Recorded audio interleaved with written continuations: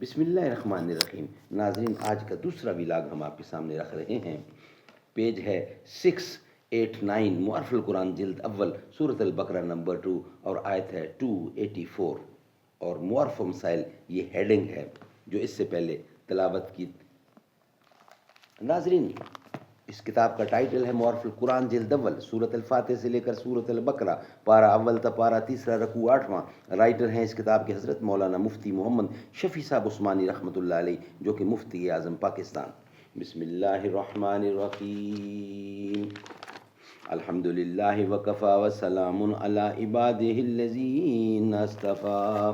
قال النبی صلی اللہ علیہ وسلم خیرکم من تعلم القرآن وعلمہ۔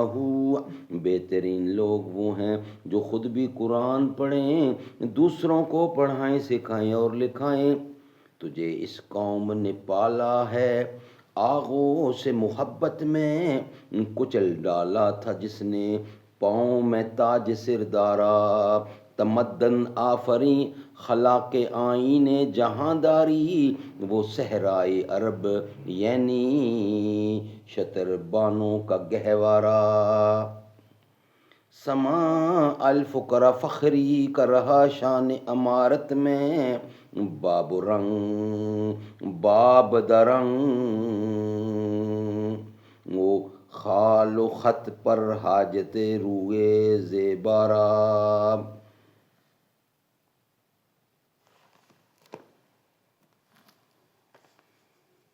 معرف و مسائل۔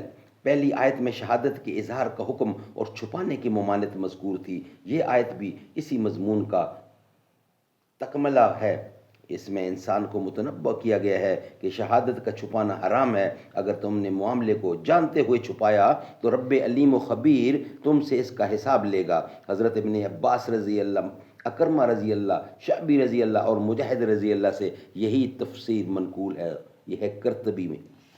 اور عموماً الفاظ کے اعتبار سے اور تمام اعتقادات، عبادات اور معاملات کو شامل ہیں۔